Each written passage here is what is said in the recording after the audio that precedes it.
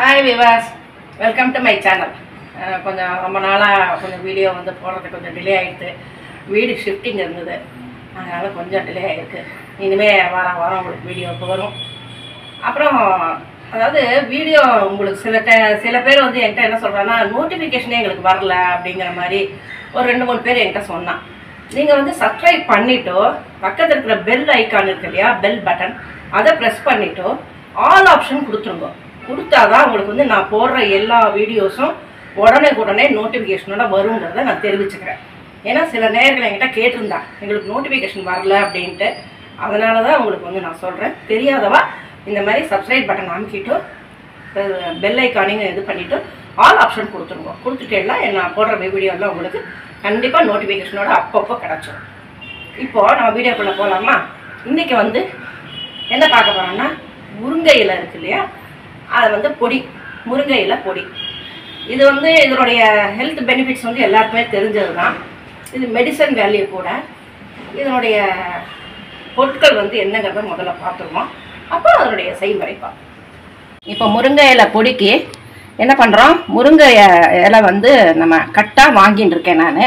ஏன்னா அது ஒரு கட்டு ஃபுல்லாக வேணால் எங்காத்துக்கு செலவாகாதுங்கிறதுனால நான் மெயின் ஒரு கப்பு மட்டும்தான் எடுத்து வச்சுட்டுருக்கேன். இது மீதி இருந்தால் கூட நீங்கள் வந்து அடக்கி போட்டுக்கலாம், முருங்கையில் சூப் போட்டுக்கலாம், தோசை மாவில் கலந்துக்கலாம் அரைச்சி, அது மாதிரி பல வகையாக பண்ணிக்கலாம். இது நான் என்ன பண்ணியிருக்கேன், எனக்கு தேவையான அளவு கொஞ்சமாக தான் எடுத்து வச்சுட்டுருக்கேன். இந்த இதெல்லாம் எல்லாத்தையும் ஆஞ்சுட்டு நல்லா 4-5 தடவை அலம்பிட்டு ஃபேன் காற்றுல நல்லா ஆற விட்டுருங்க. ஃபுல்லாக நல்லா ஆறிடும் பாருங்கள், இந்த மாதிரி இருக்கும். இதை வந்து வறுக்கணும். அதுக்கப்புறமா இது 1 கப்பு முருங்கை இலை, இது ஆஞ்சு வச்சது 1 கப்பு. வெள்ளை உளுத்தம்பருப்பு ஒரு 3 டேபிள் ஸ்பூன். அதே மாதிரி கடலைப்பருப்பு 3 டேபிள் ஸ்பூன்.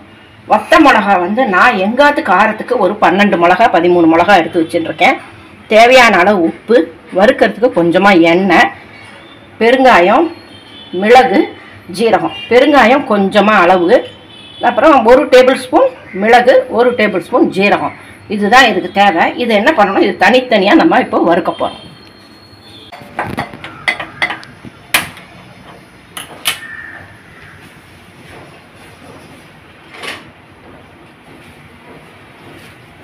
இப்போது நம்ம வந்து முதல்ல எல்லாமே தனித்தனியாக தான் வறுக்கணும். இதுக்கு எண்ணெய் விட வேண்டாம். மிளகாய்க்கு மாத்திரம் எண்ணெய் விட்டால் போகிறோம், இதுக்கு எண்ணெய் விட வேண்டாம். நல்லா ரோஸ்ட்டாக வறுக்கணும். நம்ம எண்ணெய் மிளகாய் இதுக்கு தோசை மிளகாய் அப்படிக்கு வறுப்போமோனா அந்த மாதிரி நல்லா ரெட்டு கலரில் நல்லா வாசனை வரும்படியே ரெட்டாக வறுக்கணும். நல்லாவே வறுபட்டு கொடுத்து இப்போ இறக்கி ஒரு தட்டில் கொட்டி விட்டுருவோம்.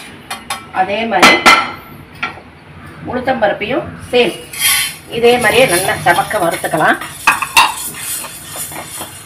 இப்போ இதுவும் 90% நல்லா சமக்க வறுத்தாச்சு. இப்போது இந்த ஸ்டேஜில் மிளகு, ஜீரகம், பெருங்காயம் 3ஐயும் இந்த உளுத்தம்பருப்பு பொடியை இறக்குற டைமுக்கு இதையும் போட்டு லேசாக ஒரு வறுக்கலாம். பாருங்க, நல்லா சவக்க வறுத்தாச்சு உளுத்தம்பருப்பையும். அதோட இந்த மிளகும் பாருங்க நல்லா படப்படன்னு பொரியிறது. பொரிஞ்சாதான் நல்லா வாசனையாக இருக்கும் பொடி. அப்படியே பச்சை மிளகு போட வேண்டாம், இதோடையே போட்டு வறுத்து விடுங்க. இப்போ இதையும் கொட்டின்னு விடலாம். நெக்ஸ்ட்டு கடைசியில் தான் மிளகா வறுக்கணும். ஏன்னா அது வந்து கொஞ்சம் துளி எண்ணெய் போட்டு வறுப்போமோனா, அதனால் இதுவும் இலையை போட்டு நல்லா ஃப்ரை பண்ணணும். இது வந்து எண்ணெய் கூடாது, இதுவும் ட்ரை ஃப்ரை தான்.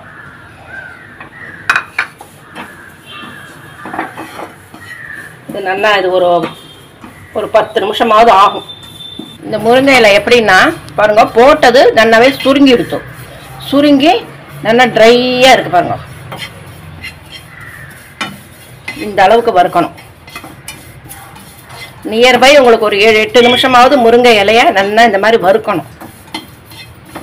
வறுத்து அந்த பச்சை கலர் வந்து லைட்டாக ஒரு கருமை நிறமாக வர்ற மாதிரி இந்த மாதிரி வறுத்துக்கோங்க. தொட்டு பார்த்தேன்னா பாருங்க, இந்த மாதிரி இப்படி உதிராக இருக்கணும்.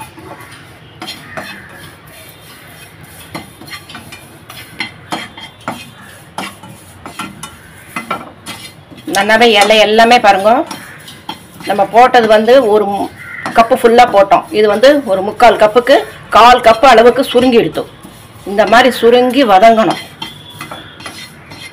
அதே சேம் டைம் கொஞ்சம் நிறமும் கொஞ்சம் கிரீன் கலர் போய் லைட்டாக கருமக நிறம் கொடுத்துருக்கு பாருங்க.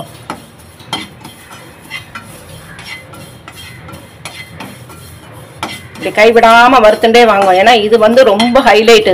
இது வறுக்கிற இதில் தான் இருக்குது. அப்படியே பச்சையை போட்டாலும் ரொம்ப கசக்கும். இந்த மாதிரி வறுத்து போட்டா தான் வாசனை சம வாசனையாக இருக்கும். ரெண்டாவது இது ஹெல்த் பெனிஃபிட் நான் சொல்லி தெரிய வேண்டாம், எல்லாருக்குமே தெரியும் முருங்கை இலை வந்து என்ன ஒரு நல்ல ஒரு உபயோகமான பொருள்னு. ஃபஸ்ட்டு ஹீமோக்ளோபின் வந்து நல்லா ரைஸ் ஆகுங்கிறா. பிளட்டு அளவு கம்மியாக இருந்ததுன்னா ஹீமோக்ளோபின் ரொம்ப நல்லா கூடுமாமா.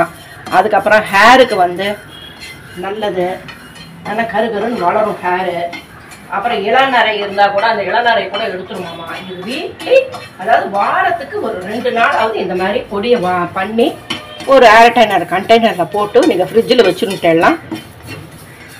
ஒரு ரச சாதமோ சாம்பார் சாதமோ எது பண்ணாலும் மின்னத்து சாதத்துக்கு இதை கொஞ்சோண்டு நெய் போட்டு பிசைஞ்சு சாப்பிட்டு பாருங்களேன். வயிற்றுக்கும் நல்லது, உடம்புக்கும் நல்லது, ஹீமோக்ளோபின் ஏறும், எல்லாமே உங்களுக்கு இந்த அளவுக்கு வறுக்கணும். இது பார்த்தீங்களா, எடுத்து காட்டுறேன் பாருங்க.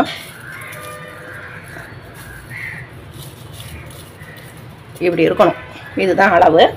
அது நல்லாவே சுருங்கி எடுத்து பாருங்க. இது எல்லாமே ஒன்றா போட்டு விடலாம். இது பாருங்க எவ்வளோ சுருங்கி இருப்பாருங்க. ஒரு கப்பு போட்டது 1/2 கப் ஆகிடுது. இந்த அளவுக்கு ஆகிடுது. இப்போ கடைசியில் வத்த மிளகாயும் போட்டுடலாம். இது காம்பு கிள்ளணுங்கிற அவசியம் இல்லை. கொஞ்சமாக ஒரு 1/2 ஸ்பூன் இதுக்கு மட்டும் எண்ணெய் விட்டால் போதும்.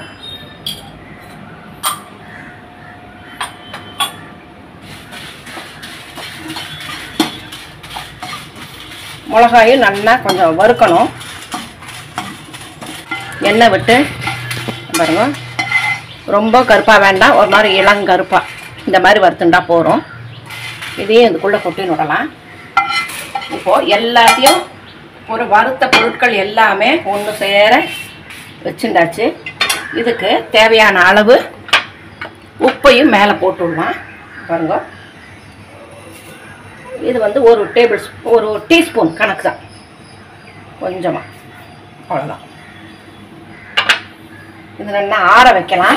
ஆற வச்சுட்டு மிக்சியில் அரைச்சிட்டு வந்து நான் உங்களை பார்க்குறேன். இப்போ நம்ம மிக்சியில் பொடி பண்ணி இந்த முருங்கை இலை பொடியை நல்லா நைஸாக பொடி பண்ணின்னு வந்துட்டோம். பாருங்க, நல்லா இந்த அளவுக்கு பொடி பண்ணால் போகிறோம், ரொம்பவும் பொடி பண்ண வேண்டாம். நல்லா கரகரம் ரொம்ப நல்லா இருக்கும். இது ட்ரை பண்ணி பாருங்க. இந்த டிஷ் பிடிச்சிருந்ததுன்னா கமெண்ட் பண்ணுங்கள், ஷேர் பண்ணுங்கள், மறக்காமல் சேனலை சப்ஸ்கிரைப் பண்ணுங்கள். பக்கத்தில் இருக்கிற பெல் ஐக்கானே கிளிக் பண்ணிவிட்டு ஆல் ஆப்ஷன் கொடுத்துருங்க. நன்றி, வணக்கம்.